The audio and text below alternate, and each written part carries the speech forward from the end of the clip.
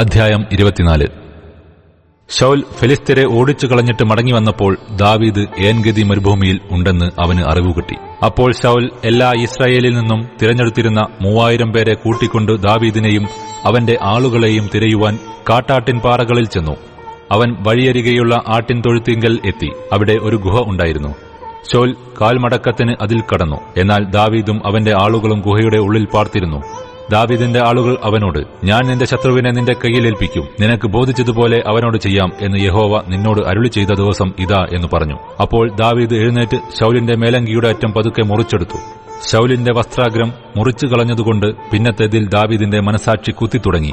അവൻ തന്റെ ആളുകളോട്, യഹോവയുടെ അഭിഷിക്തനായ എന്റെ യജമാനന്റെ നേരെ കൈയെടുക്കുന്നതായ ഈ കാര്യം ചെയ്യുവാൻ യഹോവ എനിക്ക് ഇടവരുത്തരുതേ, അവൻ യഹോവയുടെ അഭിഷിക്തനല്ലോ എന്ന് പറഞ്ഞു. ഇങ്ങനെ ദാവീദ് തന്റെ ആളുകളെ ശാസിച്ച് അമർത്തി. ശൗലിനെ ദ്രോഹിപ്പാൻ അവരെ അനുവദിച്ചതുമില്ല. ശൗൽ ഗുഹയിൽ നിന്ന് എഴുന്നേറ്റ് തന്റെ വഴിക്ക് പോയി. ദാവീദും എഴുന്നേറ്റ് ഗുഹയിൽ നിന്ന് പുറത്തിറങ്ങി ശൗലിനോട്, എന്റെ യജമാനനായ രാജാവേ എന്ന് വിളിച്ചു പറഞ്ഞു. ശൗൽ തിരിഞ്ഞു നോക്കിയപ്പോൾ ദാവീദ് സാഷ്ടാംഗം വീണ് നമസ്കരിച്ചു.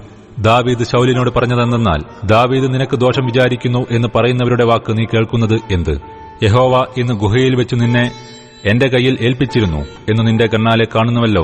നിന്നെ കൊല്ലുവാൻ ചിലർ പറഞ്ഞെങ്കിലും ഞാൻ ചെയ്തില്ല. എന്റെ യജമാനന്റെ നേരെ ഞാൻ കൈയെടുക്കുകയില്ല, അവൻ യഹോവയുടെ അഭിഷിക്തനല്ലോ എന്ന് ഞാൻ പറഞ്ഞു. എന്റെ പിതാവേ, കാണുക, എന്റെ കയ്യിൽ നിന്റെ മേലങ്കിയുടെ അറ്റം ഇതാ, കാണുക. നിന്റെ മേലങ്കിയുടെ അറ്റം ഞാൻ മുറിക്കുകയും നിന്നെ കൊല്ലാതിരിക്കുകയും ചെയ്തതിനാൽ എന്റെ കയ്യിൽ ദോഷവും ദ്രോഹവും ഇല്ല. ഞാൻ നിന്നോട് പാപം ചെയ്തിട്ടുമില്ല എന്ന് കണ്ടറിഞ്ഞുകൊള്ളുക. നീയോ എനിക്ക് പ്രാണഹാനി വരുത്തുവാൻ തേടി നടക്കുന്നു. യഹോവ എനിക്കും നിനക്കും മധ്യേ ന്യായം വിധിക്കട്ടെ. യഹോവ എനിക്ക് വേണ്ടി നിന്നോട് പ്രതികാരം ചെയ്യട്ടെ. എന്നാൽ എന്റെ കൈ നിന്റെ മേൽ വീഴുകയില്ല. ദുഷ്ടത ദുഷ്ടനിൽ നിന്ന് പുറപ്പെടുന്നു എന്നല്ലോ പഴഞ്ചൊല്ല് പറയുന്നത്. എന്നാൽ എന്റെ കൈ നിന്റെ മേൽ വീഴുകയില്ല. ആരെ തേടിയാകുന്നു ഇസ്രായേൽ രാജാവ് പുറപ്പെട്ടിരിക്കുന്നത്? ആരെയാകുന്നു പിന്തുടരുന്നത്? ഒരു ചത്തനായയെ, ഒരു ചെള്ളിനെ അല്ലയോ? ആകയാൽ യഹോവ ന്യായാധിപനായി എനിക്കും നിനക്കും മധ്യേ ന്യായം വിധിക്കുകയും എന്റെ കാര്യം നോക്കി വ്യവഹരിച്ച് എന്നെ നിന്റെ കയ്യിൽ നിന്ന് വിടുവിക്കുകയും ചെയ്യുമാറാകട്ടെ. ദാവീദ് ശൗലിനോട് ഈ വാക്കുകൾ സംസാരിച്ചു തീർന്ന ശേഷം ശൗൽ, എന്റെ മകനെ ദാവീദേ, ഇത് നിന്റെ ശബ്ദമോ എന്ന് ചോദിച്ച് പൊട്ടിക്കരഞ്ഞു. പിന്നെ അവൻ ദാവീദിനോട് പറഞ്ഞത്, നീ എന്നെക്കാൾ നീതിമാൻ. ഞാൻ നിനക്ക് തിന്മ ചെയ്തതിനു നീ എനിക്ക് നന്മ പകരം ചെയ്തിരിക്കുന്നു.